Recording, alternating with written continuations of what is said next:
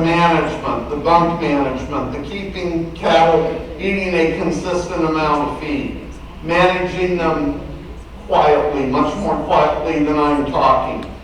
It all goes back to this. This is an economics lecture, really, based around management. And so that's what I want to leave you with tonight, that when you put the real dollars to this stuff, it's huge. Now, in addition to those additional costs, imagine that you have just sold a half a beef to two neighbors that have bought beef from you for the last 5 years and are really satisfied. And they get this animal that got sick, and it's great choice. Don't think that the meat's going to be as tender as if it hadn't. We can't put a real value on that. But from a relationship standpoint, when we start talking local feeds and regional food and all of this stuff to me becomes really, really important.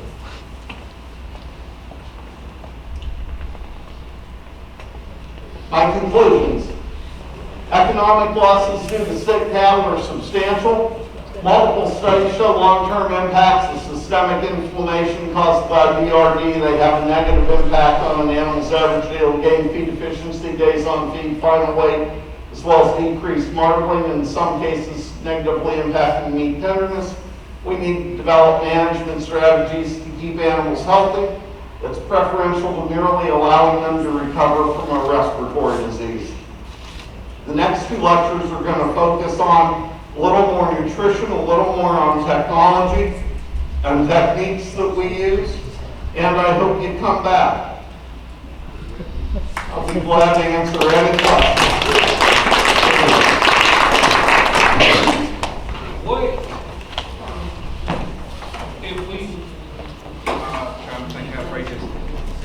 Most everybody in here has got some kind of interest in feeding their calves, either for selling or having meat, depending on what it may be. But how do we go with the common farmer, fella, gal, that just sends them to the stockyard and tell them this, and then they're, talking about the handling and the treatment, the whole nine, how it affects down there, when they say it doesn't affect them when they take their calf? Is there really an argument for them to make that it doesn't affect? You asked an interesting question. I'm just going to give you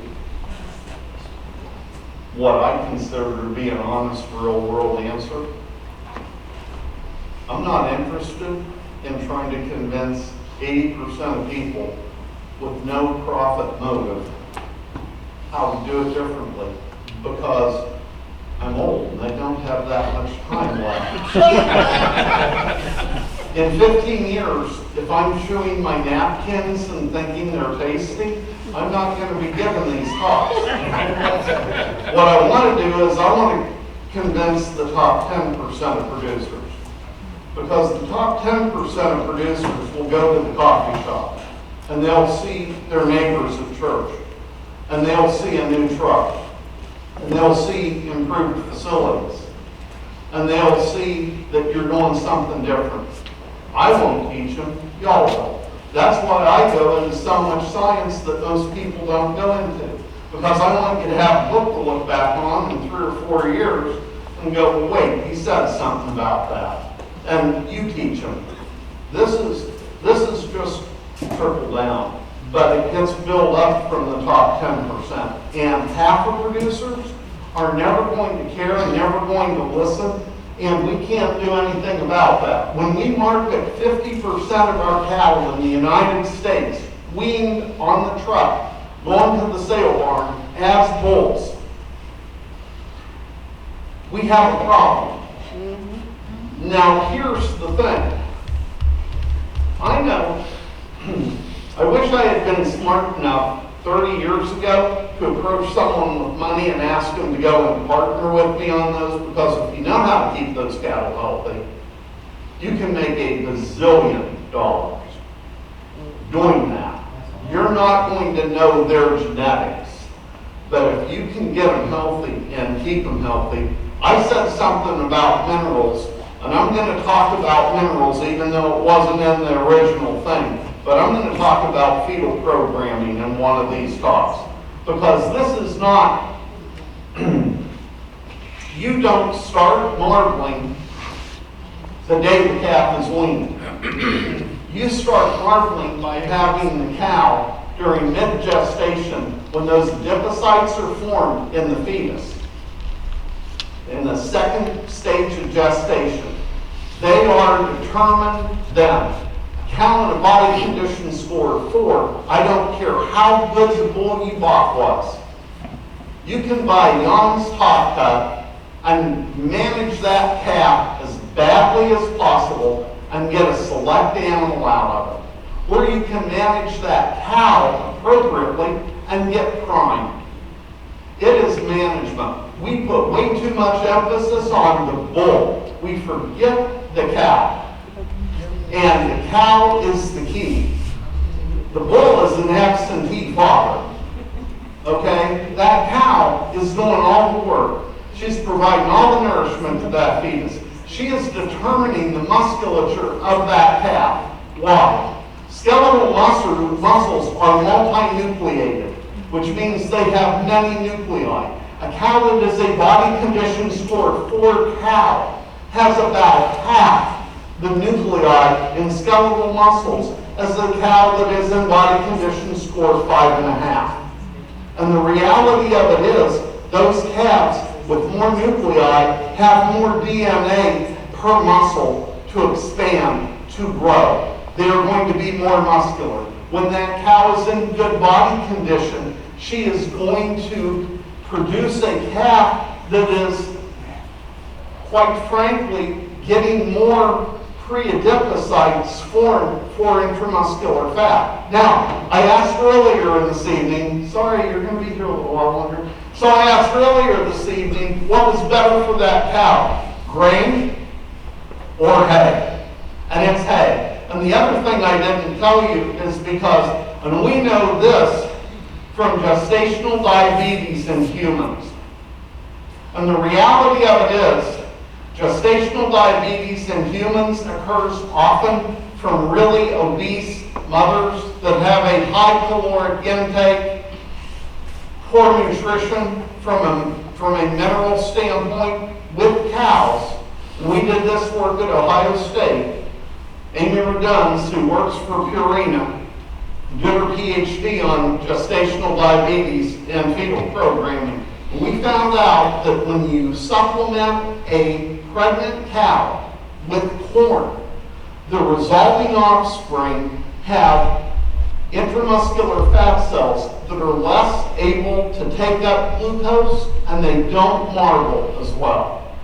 So there is a lot of science behind these management things. I just want you to understand that there is science behind them, but there are huge management things. So when I'm working with the cow herd, the thing I try to tell people to do is, it's been totally ironic to me throughout my working career that we will have people that will go out and they will buy a grinder for their corn and cause problems, but they won't buy a chopper for their hay and solve problems.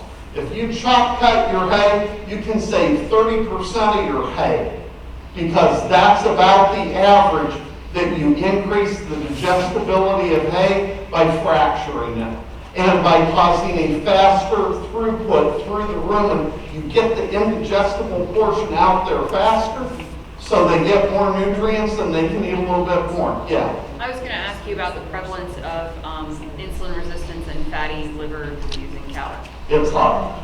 It's high? Yeah. Okay. It's high. The fatty liver disease is an interesting thing in cattle because usually there's something else associated with that. There's another metabolic change. Now, I know this is going to be hard to believe, but I'm the only nutritionist for a program, a small Wagyu program, and we're killing about 3,500 head of Wagyu cattle a year, F1 crosses. And our incidence of liver abscess on cattle on feed for 500 days is less than 2%. And it's less than 2% because I feed whole corn diets. We don't push them. I don't increase them quickly. We're an all-natural program. We don't use metaphylaxis. We bring them up onto feed slowly, and we don't push. And so you let the animal be as normal as it can in a concentrated environment. Usually when you see fatty liver in cattle, usually there's been another metabolic challenge. Usually they have had acidosis. But a lot of those cattle, from the standpoint of glucose receptors in the muscle, they will not take up glucose sufficiently, which is the sign, at least in cattle. Are you going to see that in a high co-product diet, like places who use a lot of bakery waste or loaf bread? So if you're using a lot of bakery waste, it depends on what the bakery waste is. If it's a lot of starch, you can. A lot of, so, Tammy, some night here I just need to bring and shoot from the hip and show a diet spreadsheet that I use and what my diets are. They are not in this region, but I use a lot of byproducts. Most of my finishing diets are around 72 to 76% corn, around 6% straw, and the rest are either distillers grains or soybean meal. And I try to limit distillers grains to 15%. I'm one of the very few, I don't look at the price of soybean meal. I put it in at 5 to 6% because soybean meal is very high in lysine. And there has been a lot of research for 30 years on lysine supplementation to cattle. And I take advantage of the fact that it's not a bypass lysine, not totally a bypass lysine, but we see improvements in efficiency when we add soybean. At the expense of methionine, right? No, corn's got a bunch of methionine. Does it? I mean, I see that in poultry and pig diets, that you have to supplement with methionine. There has been work that if you supplement lysine and methionine, but here's, okay, let me back up and explain this. Corn is very deficient in lysine as a feed for cattle. So what are we doing in this industry? We're feeding corn, and we're feeding corn silage, and we're feeding corn gluten feed, and we're feeding distillers grains. We are compounding products that are low in lysine. And lysine and methionine are the first two limiting amino acids for growth. So the way I combat that is I add a feed that I know, because it's got, depending on the distiller's grains, 30% more protein than a lot of my distiller's grains out there. So I don't look at it on a price per ton, I look at it on a price per protein percentage that has lysine. And it improves efficiency about 3 to 4%. And that's enough for me. Great, thank you. Sure. Any other questions? Once again, thank you for coming.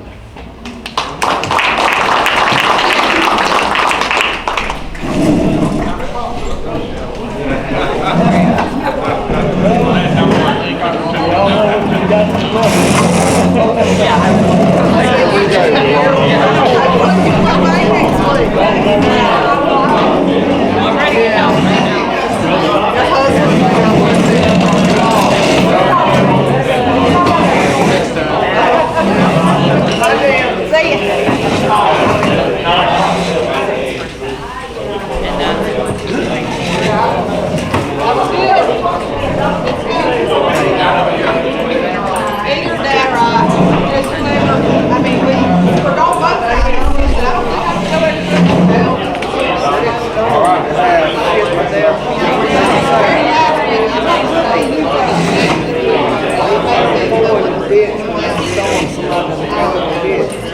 about that.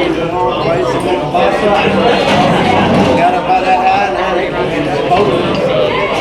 Across the front line.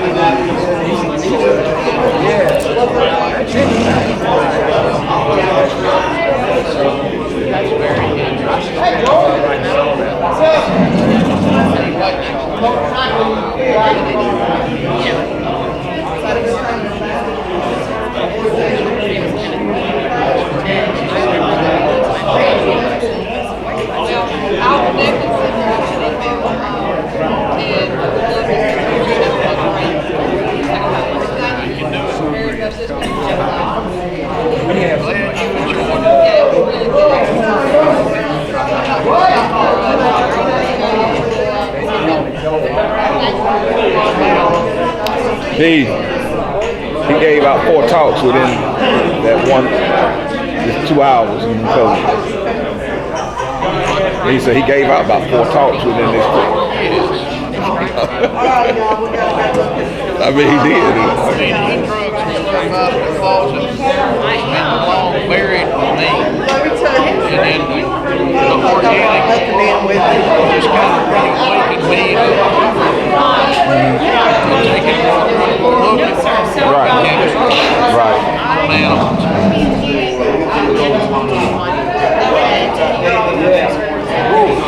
That's a lot.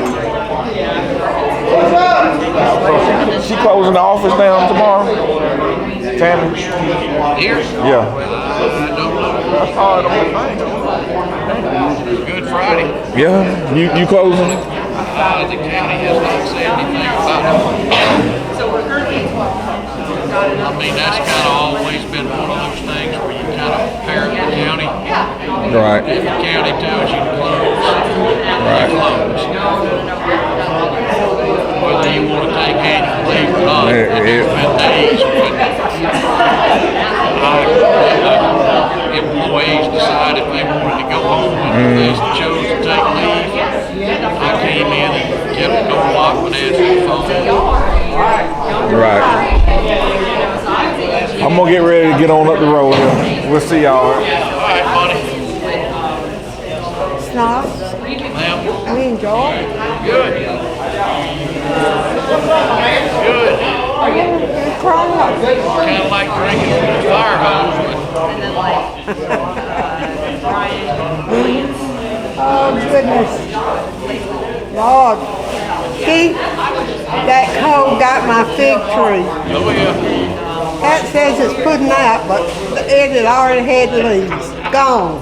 There is a heap of stuff that got froze. I looked at we didn't think we had any damage ornamental plants. And I'm getting calls right and left from people, and I said, all I can tell you is I'm seeing the same thing at my house, and when I walk in the office in the morning, those Hellori hollies in front of my office had green leaves on them 3 weeks ago. It wasn't, the kill wasn't from that frost we had. The kill Was the wind. was way back yonder, and they have died back that far from the tips. I'm seeing it on azaleas, everything. I mean, it doesn't matter. Fig trees dead, fruit trees dead. Well, now Pat says mine is putting back, you know, you can see the You're little probably bit. going to see some growth coming out low, but a lot of the tip end branches had enough injury on them. It took months for that constricted xylem and phloem tissue to kill it, but it finally has just squeezed down and Oh my God. And in Darren's putting back out though. Today is the first time I've It's seen it. huge. well, I mean, the problem we had, we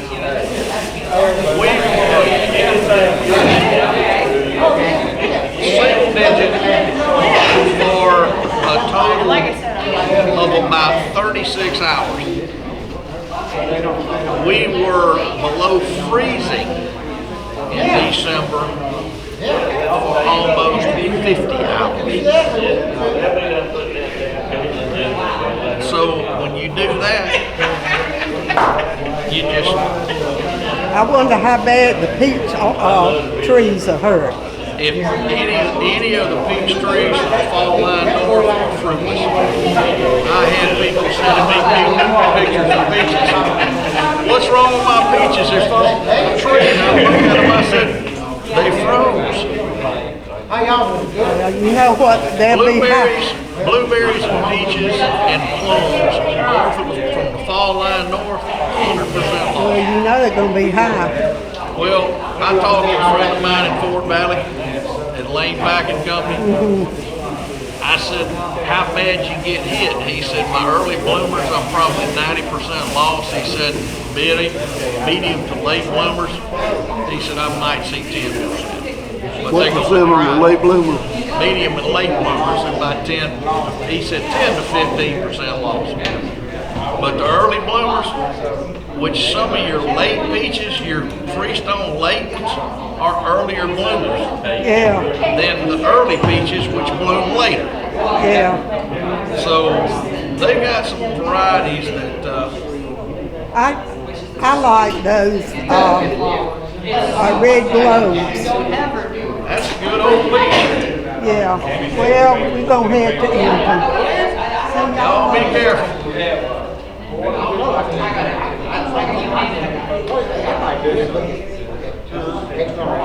This now,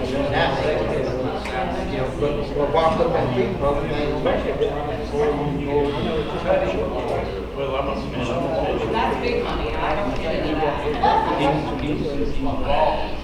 Thanks for letting me count, I appreciate it. Oh, yes, sir. Glad to have you. Glad to have you. I hope you got something out of it.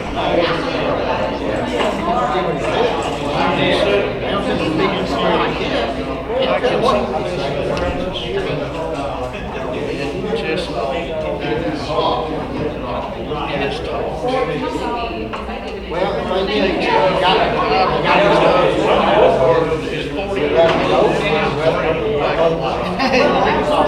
I mean, I'm sitting here tonight, it's been long dead. And that's good. Well, I mean, you probably could see the way I was looking at it. Yeah, it was literally, it was like bing, bing, bing, bing. And the one thing tonight that I knew I hadn't been paying that much attention to really because I get these questions all the time. And exactly what you showed. So find not enough roughage, using high quality hay for roughage and chopping it. And I've got there's that has trouble with this all the time because he's like, I ain't feeding bad hay. As you said, shuffling it. And he has that problem all the time. He's going to throw a gasket when I go tell him stop grinding wheat straw.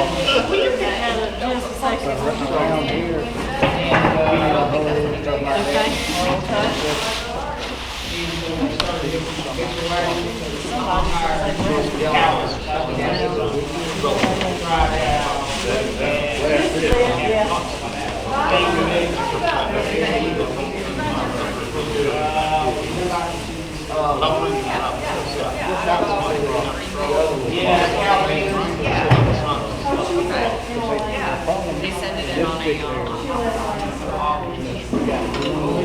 and they order right into the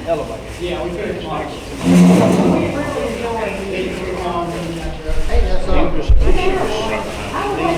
So I was asking them why, I'm actually got A neophyte. All right, let's see. trying to get me to start running forms. Jim, I'll call you next day, together with the things. And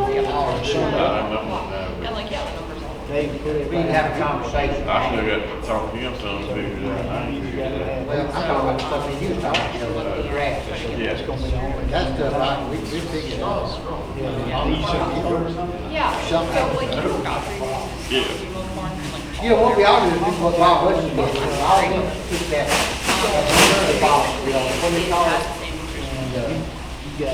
Permit people in the group. He died. I don't do that. Yeah, John Gibbs can't. That's all right. Hey, when I If something happened to her, I'm gonna need a big check. if I'm getting gone, I don't give a shit. Hey, but he does care.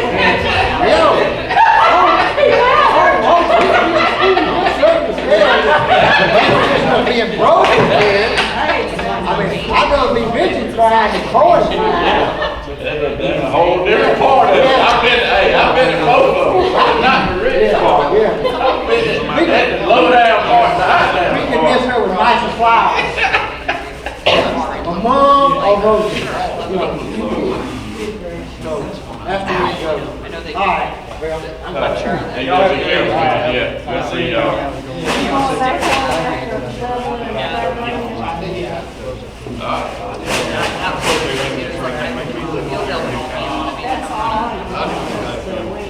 I sent an email over there, I'm go ahead and follow me.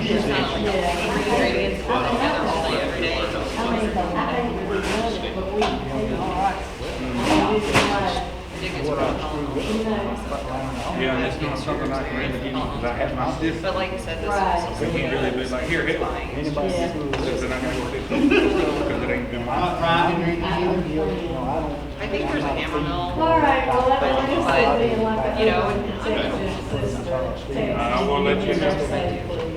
I did last time, but again. He's not going along. Stores down there, playing. Roseanne just told me, she said, it is just blowing. not immediately. So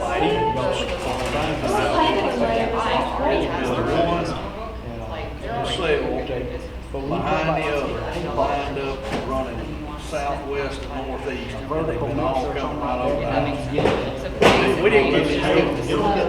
Just all really good. That's right. service coming to us. But I want to development at every store. What I'm thinking is. Exactly. But probably nothing quite that large, but you know, 15 tons or something. But I'm thinking, if I do a 17% monogastric,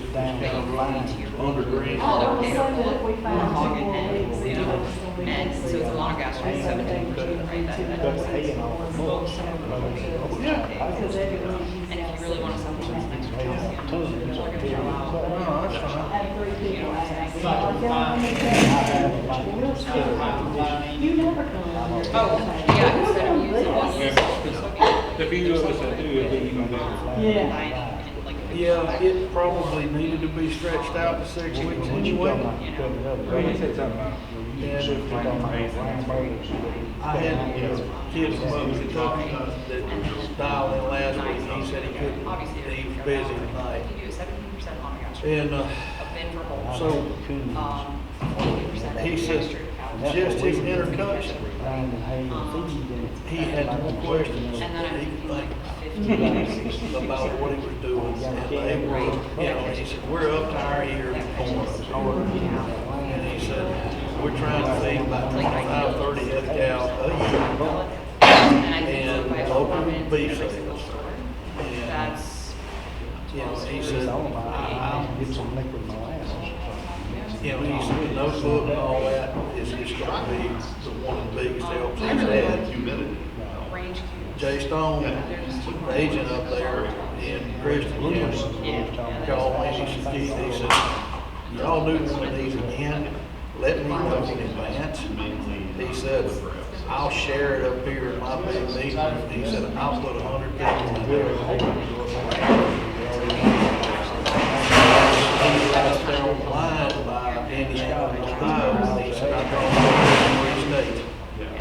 But he was looking at, I gave him the right things to the agent to look at, and he's in and out, he's like, he lost me tonight, but he said, this is something people need to know. And he asked me if I thought Francis would go over there and saw me, I said, he'll go back there to the state once a month. I said, all you gotta do is let him look, he'll be coming to you. Now, So, other two guys that he started with, Tyler, We've got- but like, the other two guys that he recruited probably started. had somebody else from Kentucky said they were there tonight. So, I mean, it's getting spread around thinly, but it's there. Is Harlan supposed to come back on or not? No. Yeah. he was So where do you? there. Oh, okay, right outside the, yeah. Has a fun guy over there. I told him, I said, we need some international stuff in the dossier. All right, Wayne, I'll do it. What's it in? But it's, the thing is, I know when you took a bunch of Irish cattlemen Oh, you're just starting. that could benefit from this, You live out in Iron Cattleman, I know. but Just because you're working. they do more on grass than we can eat and think. Because they have to. They've got it. I mean, I've never seen a cow over there actually stand up longer than 3 or 4 seconds. They stand up long enough to pee and poop, and lay back down and go back and just kind of sitting there eating around and then get up and move. Tyler wants me to There's, bring people on. it's unreal. For their. And it's perennial, high quality stuff, and they're telling me they're getting deductions, fat deductions on grass. He loads them together. They feed stuff out Yeah, fast. yeah, they load them together. I mean, they're getting on-purpose deductions for how fat they are, so Yeah, they're actually working in how muscle breeds to knock some of the English fats They got out. Yeah, I'm I curious know. if Well, you I'll tell you did. what, I'm supposed to go up there to tour. They're- I will let you know. Good many of them over there running several breeds to doctor because they get some fat on the grass. Yeah, let me get your number or your email. He's probably not had more than they yet. Trying to beat out on more porch. So the people that are doing grass fed meat that come, hence you can see your friend Bob. You said 8 nights. But she's grass fed. And they should be, I know, they I'm should just be here. saying, but you're used to it, and I tried to tell The her. room of chemistry, I they tried to know. tell her this stuff is stuff she It's needs to still know, there. period, because it's So sitting. when I interviewed in It's 2000. about the system, it's not What we about- need to do next is a grass fed nutrition. She could probably tell you how to find Well, I wouldn't have four people. Well, I got some over there. And so when I interviewed in 2011, I Group, sat down with him. that would be one of those specialty Yeah. things. I might have, And we Well, my guy. we weren't doing Yeah.